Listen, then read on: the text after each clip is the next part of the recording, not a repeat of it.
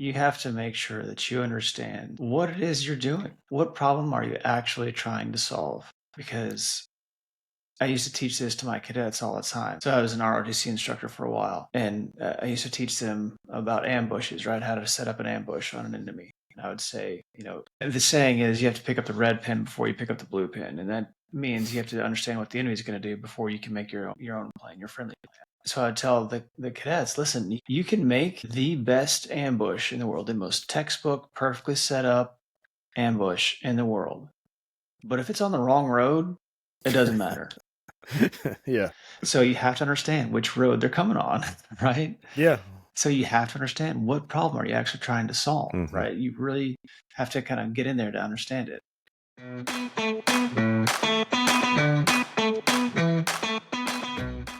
This is Craig and Andrew, two Ranger qualified Army officers with MBAs, here to help you improve your business through leadership. Each week, we'll deliver easy lessons from the battlefield to the boardroom on how to improve team performance. If you're a leader or want to be, this is the place for you. Welcome to the cohort. Disclaimer: the views in this podcast are those of the authors alone and do not represent the views of the Department of Defense or the U.S. Army. Hey, good morning, everybody. Welcome to another episode here with Craig and Andrew. Hey, everybody. Today, we're going to talk about decision making.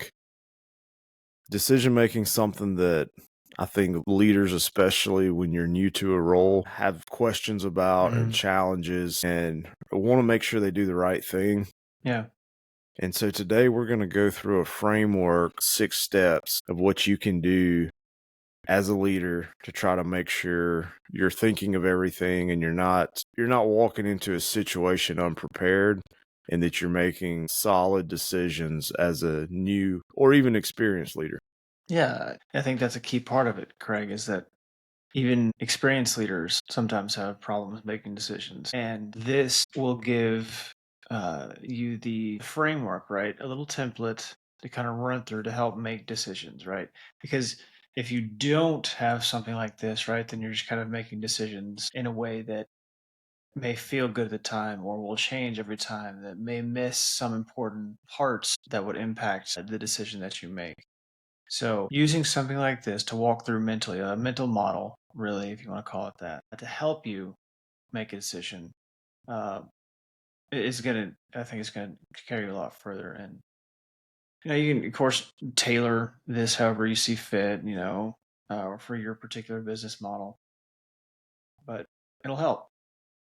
Yeah, and I think this kind of goes to one of the reasons we created this podcast and, the consulting that we do is we want to give people actual tangible products that they can use in their daily business. And this is something that we don't want to keep this at a 30,000 feet level of ideas and just theoretically what you could do as a Right. leader.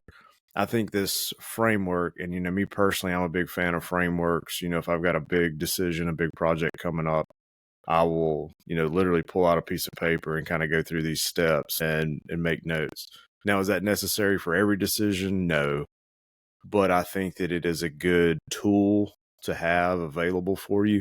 So when you're faced with some of those larger issues, something that is more substantial, this is a way to go through it. When I look back at decision making, especially early on, but even I do it now still after all these years of leadership development, is I like to have a framework of something I can go through and just make sure I'm not forgetting a small piece that could have major impacts down the road. Yeah. Yeah. And so I'm going to put this document that we've created on the screen here. So if you're listening to it, this will be on our YouTube channel as well as our website, and you'll be able to find it there.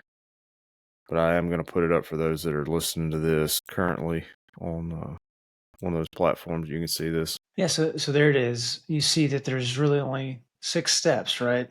And I hesitate to say they're easy, right? But they're, because depending on the problem set, it couldn't get pretty complicated or extensive. But it can also be quite easy, especially since you have this model, right? It's almost like a checklist for arriving at a decision. So six steps, and we'll walk you through all of them to help you kind of understand why and what each step is. Yeah, so to highlight the 6 steps as an overview, and then we'll go into them in detail. So step 1 is defining the decision to be made. Step 2 would be to gather relevant information. Step 3 is evaluate options and risk. Step 4 is to make a decision and communicate it. So there's kind of two phases there. Then step 5, we have implement and monitor. And step 6 is where we gather feedback to improve. Yeah, don't forget step 6. Get the Yeah, and feedback, that is get better next time. just like we talked about with AARs and closing the loop with training and where the learning takes place. I think with decision making, we also want to be sure to close that circle and get things all the way back in to that cycle so that next time we have a little bit better decision making happening. So continuous improvement, not just for the production line, we can do that as leaders as well. All right, well, let's see about step 1. Yeah. So defining the decision to be made. I think that, I've got highlighted here, what problem are you solving? And when Yeah. I think about, especially with a large decision, knowing what is it that we're here to fix? Yes. Why are we doing this? And what is our desired outcome?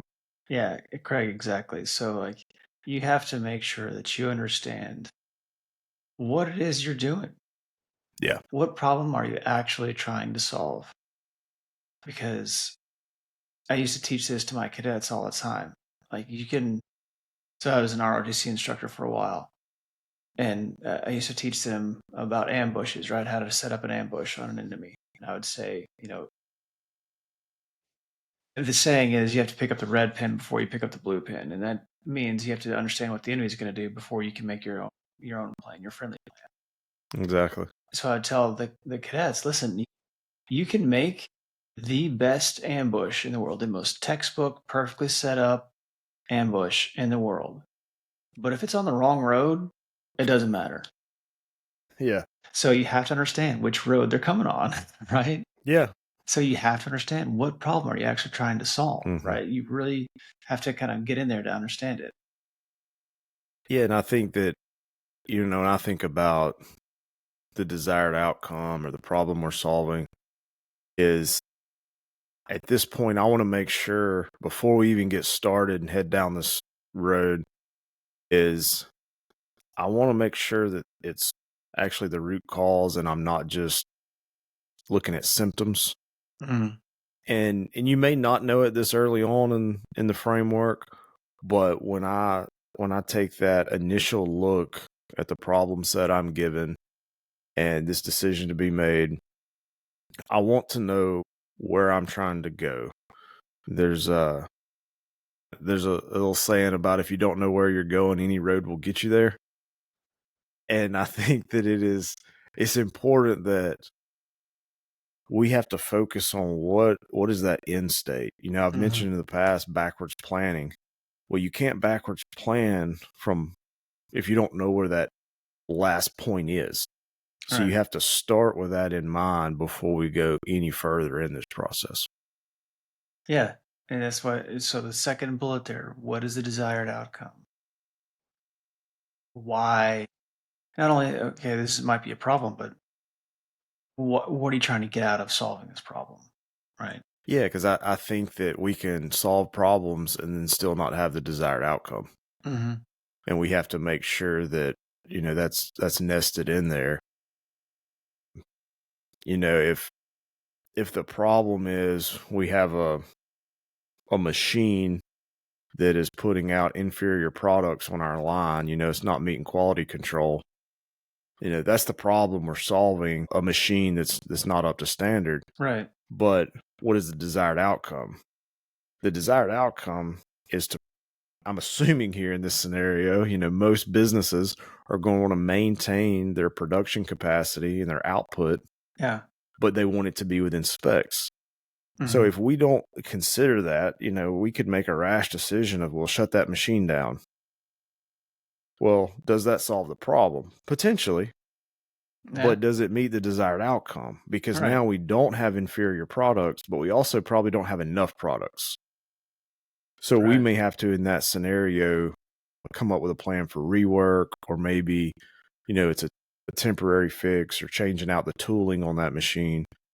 But we've got to be very clear about what is our desired outcome before we make any type of rash decision. Yeah. And so those two things in step one are going to really set you up for step two, which is gathering relevant information. Yeah. And I think that this, depends on the size of problem or project that we're working on, and it's going to vary. And I think one thing I want to point out with this framework is it's scalable. You can use this to make a small decision, like where are we going to lunch today?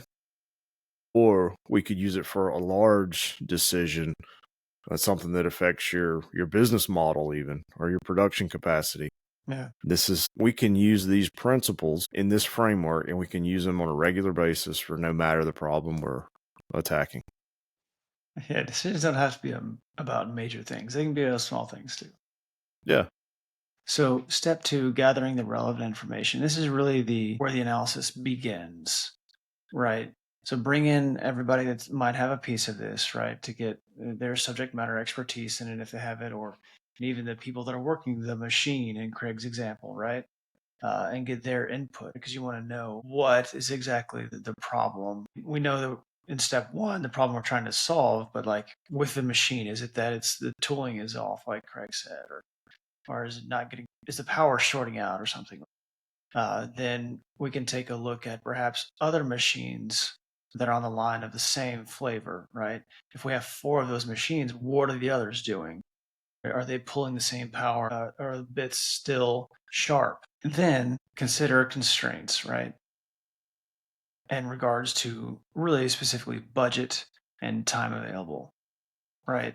So if you don't have the money to buy a new machine right now, that's going to be an important factor in the decision to be made, right?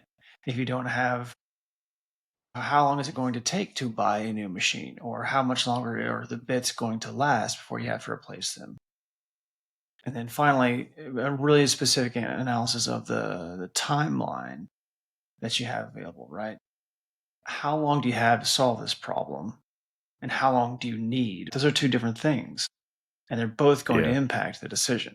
Yeah, and I think when we talk about analyzing a timeline, when I think about that, I think of that timeline, also how it relates to our resources, how it relates to all the stakeholders, because what the available time is for maybe our management team versus our actual maintenance staff that would be required to make these changes to this machine. Yes.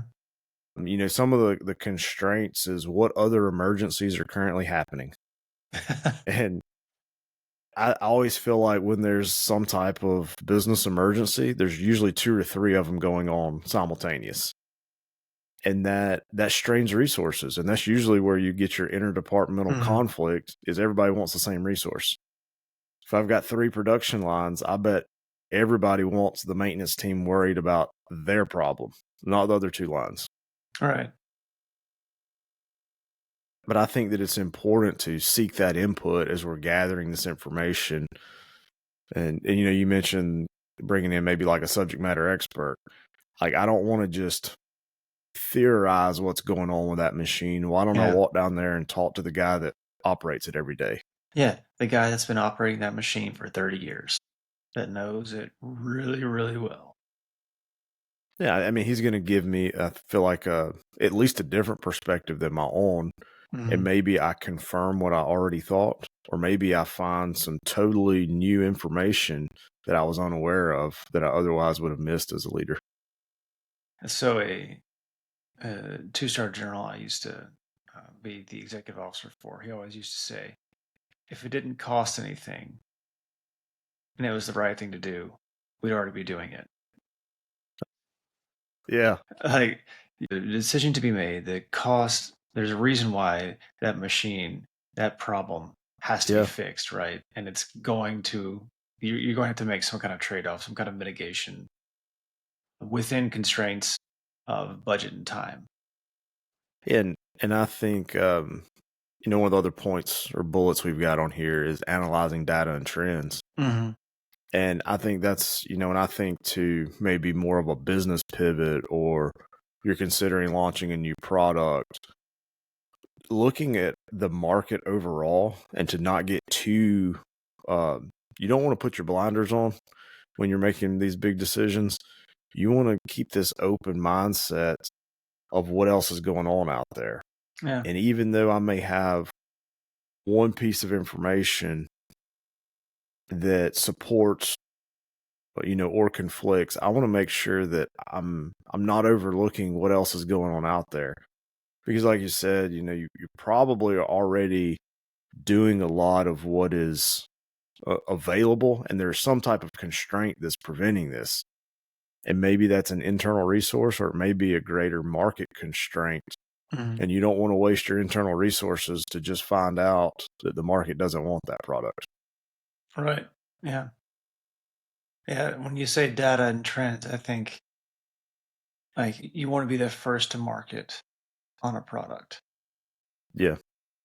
So what is the next thing? Where are the trends taking the market? And it's going to be grounded in some prediction, right? Yeah. But you have to figure out how much time you have before, to get to be the first, and how long is it going to take? And that may require you just putting out the minimum viable product, right? Not Yeah. having the full suite available. Specific, it's kind of a software specific example, but it could be for any product. Yeah, So definitely. if you get step 2 good, you gather all the data, you've done a good analysis, it's going to lead you and set you up for step 3, evaluate options and risk. And I think this is where we really have to whittle it down to 2 or 3 options.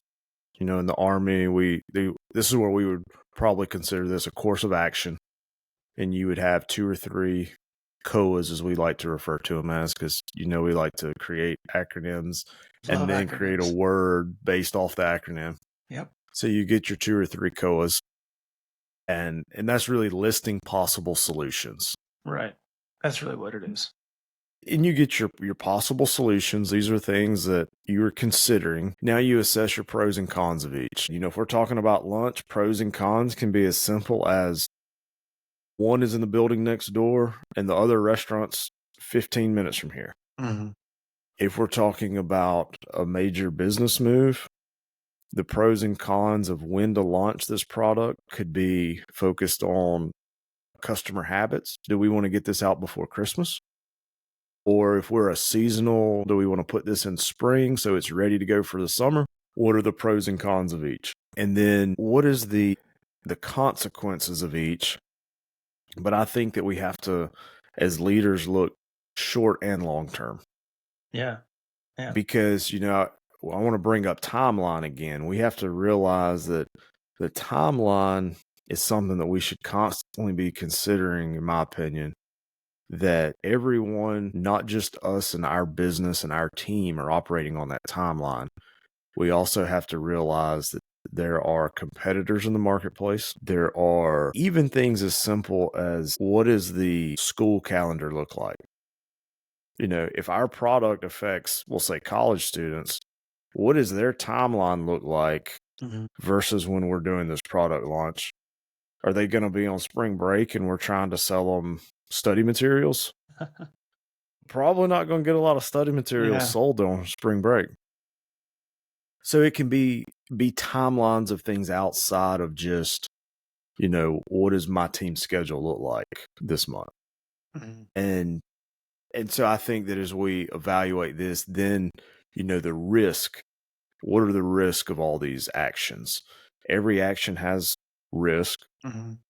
And as a leader, we have to either choose to mitigate some risk, or sometimes we have to assume some risk and say, you know what, this is a riskier action or decision. However, there is enough potential reward at the end of this, we're going to go forward on this.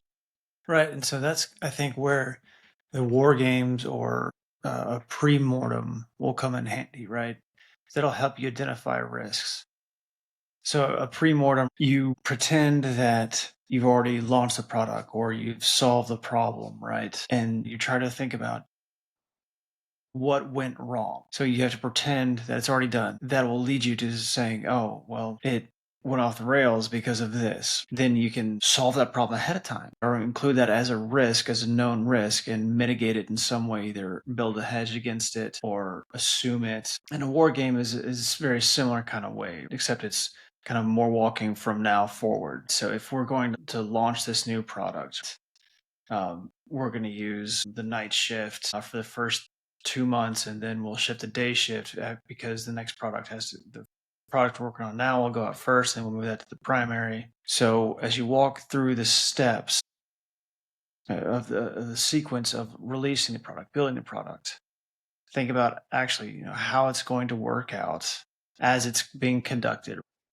Now it might be drawing. There's several different ways to do it. You can draw it out on a sheet of paper like Craig likes to do. I use a lot of whiteboards to draw things out. Yeah. So you walk through that gives you a way to actually walk through, think about the steps that are required in each of the courses of actions, the options that you've developed. And I want to highlight a couple of things here that Craig said, right? This is the time when you get down to about two or three different options. Don't spend too much time trying to think of 50 different ways to solve this problem. You're going to get lost and you're going to waste time, and it's not going to be that productive, right? Get it down to like two or three different things, right? And there's a couple of specific pieces that need to be for each of the different options. They have to be feasible, suitable, acceptable, and distinguishable. So what does that mean? Well, feasible is, does it accomplish the mission given our time and other constraints, budget? Suitable, does it actually solve the problem? Right? Yeah. Because if you think of a great option, but it doesn't solve the problem, then it's just not very useful. And then is it acceptable given the potential cost and risk, right? If you identify the risk and the cost, is it still acceptable? Can we accept that risk and come out with a greater reward on the other side? And then distinguishable, what I mean by that is it has to be two different options, right? You can't come with the same product, just one's blue and one's orange, right? Like that's not distinguishable. That's not two different options. That's just one option. Two have to be different from each other, right? And that's probably for a more complicated decision, but those things will help you really kind of formulate the different options, really kind of flesh them out, right? So that you can conduct a much better analysis of those things to figure out what you need to do, which decision is best for your organization, for you, right? And that's going to take it into step 4. Yeah. Yeah. And when I think of looking at those options and what's acceptable, I think of is the juice worth the squeeze? Mm-hmm. Because when that goes into kind of your risk assessment of, is it going to be worth it if it does cost me that much? Yeah. And unfortunately, sometimes that's a really difficult, question to answer when you have to kind of quantify some things. But you have to, as a leader, consider that, because you don't want to be at the end of the day going, well, we did solve the problem, but it was too expensive. Yeah. Now we got no cash in the bank. So the machine's fixed, but now we can't order raw materials to produce anything. So essentially, you have solved one and created another. And that's not the goal of this. Not the goal. And so, yeah, you mentioned that leads us here into step 4, which is make a decision and communicate it. Mm-hmm. And the one thing that, we don't have on a bullet point here, and I think I want to bring up, is not making a decision is a decision. This is true. And so I think sometimes people say, well, I'm not making a decision yet. Well, you are. Your decision is to delay. Right. And sometimes that's appropriate. I don't take that away from anything, but I do Yeah. think that as leaders we have to recognize not making a decision is a decision. It's so funny when you say that. I always think about the quarterback, right? He's got no good options. He's got no running backs. He's got no receivers open. He's just gonna throw it out of bounds, Hmm. right? That's kind of a no decision, right? Yeah. Or a delay, right? Yeah. Might cost time or a down, Right. right? But it's better than being sacked, Right. Yeah. right? Yeah, because if you don't do anything, that's you're gonna lose yardage as well. Mhm. And so when we're here trying to choose this best option, sometimes none of them look real attractive. Right. Sometimes it's the least worst, Yeah, and sometimes it it's the is. most best. Right. Yeah, sometimes you may find yourself in a situation like, oh, it doesn't really matter, they're both good. But I would caution a leader to Mhm. not dismiss the decision just because your options are all good. Right. Yeah. But you still want to choose the best one. And so but the reason this is kind of a two phase here of making the decision and then communicate it, Mhm. because if your team doesn't know that the decision has been made, Yes. in their eyes, it has not been made yet. Yeah. And so we have to be very careful as leaders to make sure that we're communicating. That's the reason, we talk about communication all the time and how important that is throughout leadership. Yeah, because think about it from the employee perspective, right? If I'm down there running the machine and I know it's putting out crap parts, I'm like, well, I told the boss this is Yeah. putting out a garbage thing, and we haven't done anything yet. All the Yeah. while, you as a leader might have, made a notice. We're okay. Well, we're going to delay this for a month or two until there's more cash flow or something like that. But this is going to lead to frustration on the employees, and if they don't understand that, if they don't know that, right? Yeah. It goes back to the idea of building trust. Yeah, yeah, You know, everything we do as leaders, we should have this overarching goal of building trust in our team. And if I'm not communicating clearly, I don't think it does that. and it's not just the decision itself; it's the reasoning behind it, right? Hmm. So that employee might, you might tell him or her that we're going to delay solving this problem. Okay, that's helpful. Why? Yeah, Right? exactly. Like, You're so gonna, yeah, you have to tell them why you've made that decision, right? Because if you don't, then it's going to cause frustration and it could cause other problems. yeah. And think of all the times me and you talk about how important it is to explain the why Mhm. and let your team know what is the purpose of an action. And I think especially with large decisions, it's important. And maybe you have to have that hard conversation and say, hey team, check it out. These were the three options we came up with, and none of them are great. All of them have negative consequences. However, this is the reason we chose this. This is the reason behind this decision. And you're not going to have time to do that for every little thing. But especially for those big controversial ones, the more you communicate and explain the reasoning, it really develops that trust inside of your organization. So once we've made a decision, we've told everybody why, then it's time to go into step 5, implementing the decision, actually executing it, Yeah. and monitoring it. So assign responsibilities, tell the people that are responsible for each part of the decision that they are responsible. Then you can set intermediate goals or milestones between now and the time the decision or the operation is fully executed. And then you can Yep. also adjust on the way, right? Based off of market conditions or supply chain, different things like that. Yeah. And I think that, assigning those roles and responsibilities, is a continuation of that communication. Mhm. Not just that we are going to launch a product, but we've kind of got to go through who's responsible, who's accountable, things of that nature. But one thing I like to point out here is as we're going through the execution of this process, adjusting is necessary. there is, once you've made a decision, as the leader, you retain the right to make adjustments as necessary. Now, you don't want to be, you don't want to be called wishy-washy.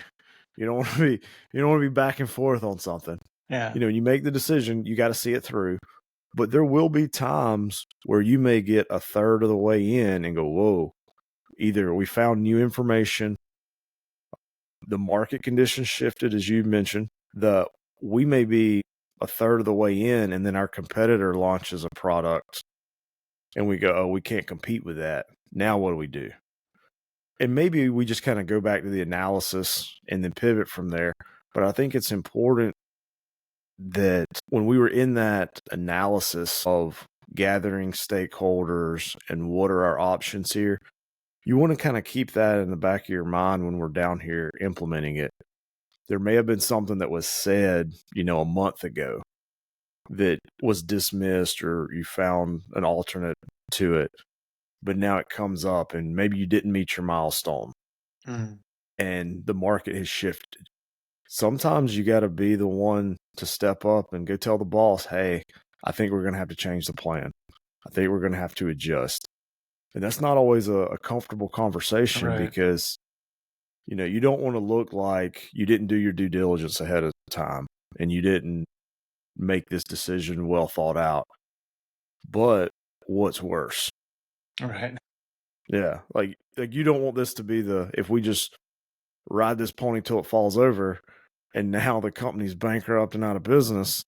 And I know that's worst case scenario, but you want to get ahead of those things.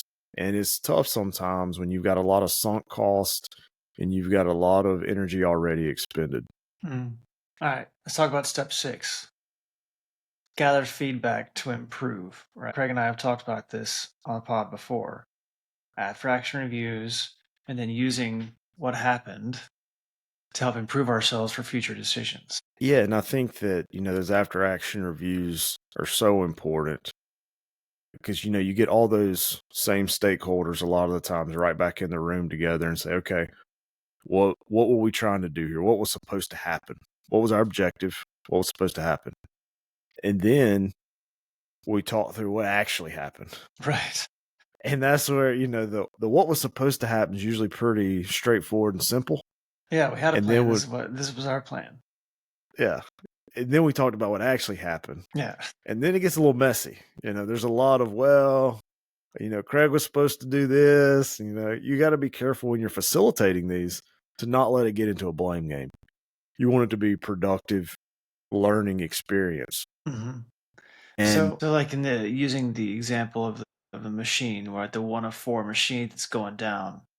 Right. So we had a plan to just replace the drill bits over the course of a week, or we'll shut down that one machine and replace the drill bits. It'll take 3 days, and we'll just assume that over those 3 days that we'll just have to be down to 3 machines. So that's our plan, right? But then what had actually happened? Well, it actually took 5 days, and then we had extra people staying around scheduled, right? We had 5 workers when it only takes 3. Okay. So then how do we use that information to make the future better, right? Okay, well, when machine number 2 goes down, well, now we know, okay, well, replacing these bits is actually going to take 5 days. So we're going to schedule 5 days for it in the future. And we're only going to schedule out the workers for 3 during that period of time. Yeah, and I think that that's a good example of how that information feeds back into your decision making. So this would, so the next time that similar scenario happens, that information goes right back into your analysis of what to do. And the one thing I do want to mention, and at some point we'll probably have a more in-depth conversation on it, is knowledge management. So in this AAR, you were basically documenting knowledge of a process, a decision that was made, good, bad, and indifferent. But you need to now take that, and how do we make sure, because let's say that machine doesn't go down for it could happen in the next 6 weeks, but it may not be for 6 years. When is the anticipated time? and how do you build your institutional knowledge. So I think that, a lot of organizations use like a shared drive to where you've got lessons learned accessible to everybody. Some people do newsletters, but you just want to make sure, again, it goes back to communication. Communicate those lessons learned, because maybe you as a leader are out that day. Maybe you're at a trade show. Maybe you're sick, but you want your entire organization to benefit from that, not just one or two people. Yeah. Yeah. So hopefully these 6 steps are useful just as framework, right? As a template, as a mental model to help you make decisions, right? Because decisions can be small and easy, or they can be quite complicated. This will give you a way to begin to think about how to make that decision and think through all the different and important pieces and outcomes of that decision. Yeah, we hope this is something you can take with you and use it and be applicable to your leadership journey. And if you've got any questions or want us to expand on something, feel free to shoot us an email or drop us a comment, and we'd be happy to do that. Thanks, everybody. Y'all have a good one. As always, take these lessons, use them, and spread them. Everyone is welcome in the cohort. Be sure to like, follow, and subscribe for more, and drop us a line at commandpostcohort.com to request a specific topic. We'll see you next time on the cohort.